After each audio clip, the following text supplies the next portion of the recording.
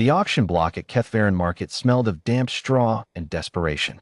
Fiona had been standing on that platform for 3 hours, chained, her wings folded and bound with iron links thick as a man's wrist, her scales, once the deep iridescent green of a forest after rain, now dulled by weeks of poor feed and worse water. A sign hung around her neck, burned into a plank of ashwood in the common script. Female dragon. Age, 140 years. Infertile. Sold ASIS. No guarantees. Asterisk asterisk. The auctioneer, a plump Dravari merchant with amber eyes and no conscience, had been calling bids for the better part of an hour. Nobody wanted her. Dragon buyers wanted breeders, or war beasts, or hatchery sires. An infertile female was deadweight, expensive to feed, impossible to profit from, and too intelligent to break into simple labor without years of painful conditioning. 3 bids had come in. All 3 had been retracted once the buyers got close enough to look her in the eyes and realize she was thinking about them. Calculating. Filing their faces away. Fiona had decided she would not beg. She would not bargain. She would endure this, or she would not. Either way, she would not give them the satisfaction of her fear. Then she heard boots on gravel. A different kind of walk, not the shuffle of merchants or the heavy stomp of soldiers. An even, unhurried stride. Someone used to walking long distances behind a plow. She looked down. He was not impressive by any measure the market would care about. Average height, sun-dark skin, hands that were more scar and callous than skin, a coat that had been mended in at least 4 places with thread that didn't quite match. He had 2 children with him, twins, a boy and a girl, perhaps 8 years old, each holding one of his hands. The girl was staring at Fiona with enormous brown eyes. The boy was doing math on his fingers, looking at the price board. The man's name, she would later learn, was Cale. He stood at the base of the platform and looked up at her for a long moment. Not at her chains, not at the sign, at her face. "Does it hurt?" he asked. His voice was plain and direct, like his walk. Fiona blinked. In 3 hours, no one had asked her that. "The iron at the wing joints," she said carefully, in the common tongue. "Yes." He nodded slowly, the way a man nods when something confirms what he already suspected. Then he turned to the auctioneer. "What's the reserve?" The Dravari named a sum. Cale didn't flinch. He reached into his coat and produced a cloth purse, counted out coins on the auctioneer's table without theatrics, and said, "I'll take her." The ride back to his farm took most of the day. Cale had a wagon and 2 sturdy horses, and he'd brought a bolt cutter for the wing chains before they'd even left the market grounds. He handed it to Fiona without ceremony. "You can probably do it better than I can," he said. She could. She did. The twins. The girl was Senna. The boy was Dav. Spent the journey asking her questions with the relentless curiosity of children who had never learned that dragons were supposed to be intimidating. What did clouds feel like when you flew through them? Could she breathe fire and ice both, or just one? Did she dream? What did she dream about? Fiona answered every question. She wasn't sure why. Something about the way they asked, like her answers genuinely mattered, like she was a person worth being curious about, made silence feel rude. Cale said little.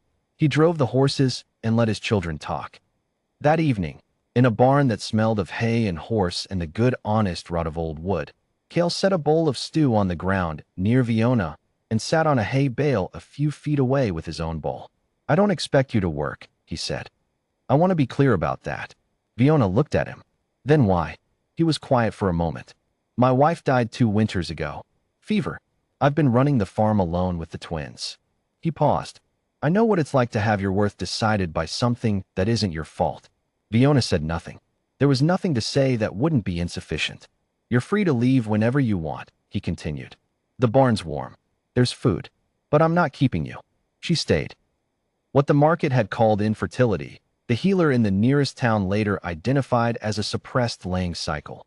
Common in dragons kept in captivity too long under high stress, the body's way of protecting itself. Treatable, the healer said, with time and stability. Not guaranteed, but possible. Fiona did not tell Cale this for 3 months. She was not ready for it to matter. What she did instead was learn the farm.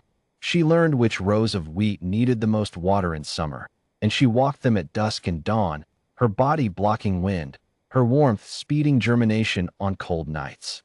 She learned the names of the horses, Bara and Fenwick, and gained their trust over 6 weeks of patient stillness. She learned that Dav was afraid of thunderstorms and Senna was afraid of nothing at all, and that both of them needed different kinds of reassurance. She learned that Kale woke before dawn every single day and had done so alone for 2 years, and that he never, not once, complained about it. One morning she was already up when he came out of the house. He stopped when he saw her standing by the fence, watching the horizon go pale. "Couldn't sleep?" he asked. "I don't sleep much," she said. "Dragons don't. We rest. It's different." He came to stand beside her. They watched the sunrise together. "Kale," she said, "when you bought me, did you know I was sapient?" "Before, I assumed," he said. "Age 140, the signs said. You don't get to 140 without being somebody." Most humans at that market didn't think of it that way. Most humans at that market were looking for something to use. He glanced at her, then back at the horizon. "I was looking for someone to not be alone with."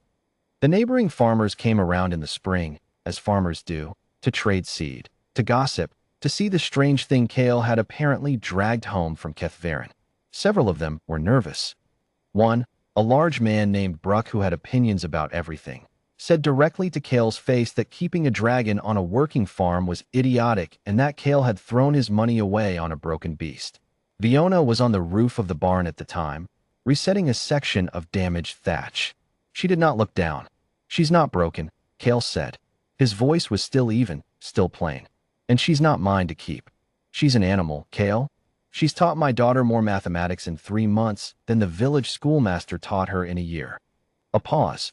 "And she heard every word you just said." Bruck left quickly. Fiona said nothing about it. But that evening she made sure both children had their lessons done, and she stayed a little longer at the table than usual, and when Senna fell asleep against her foreleg, she didn't move for an hour so the girl wouldn't be disturbed. 14 months after arriving at the farm, Fiona laid a single egg. It sat in a nest of straw and hearthstone in the corner of the barn, glowing faint amber, warm as a coal. She stared at it for a long time before she went to the house and knocked on the door in the early morning dark. Kale opened it, half asleep, hair everywhere. "Something happened," Fiona said. He read her expression. He had gotten good at reading her expressions and was dressed and outside in under 2 minutes. He stood in the barn doorway and looked at the egg, then at her. "Is it viable?" she said. Her voice cracked on the word, just slightly. "The healer will need to confirm. But it's warm. It's glowing. Infertile dragons don't. This shouldn't." "Hey." He stepped forward. He was not a tall man, and she was a dragon, but he put a hand on her foreleg the way he'd once put a hand on Fenwick's nose when the horse was scared of a storm. "Steady. Present. It's all right. I was sold," she said, "because they decided what I was worth. I know. They were wrong. I know that too." She looked at the egg, at the faint amber light pulsing inside it like a heartbeat. Kale didn't move his hand. Behind them, drawn by the light and the strange hour and the sheer kid gravity of important moments, Senna and Dav appeared in the doorway in their night clothes, eyes wide. "Is that?" Dav started. "Don't wake it," Senna whispered, grabbing his arm. "Fiona, is that yours?" Fiona looked at the children, at the egg, at the man standing quietly beside her. "Yes," she said. "It is. No market in any world gets to be the final word on what a life is worth. Asterisk, that's the human lesson. Somehow, it travels. Asterisk.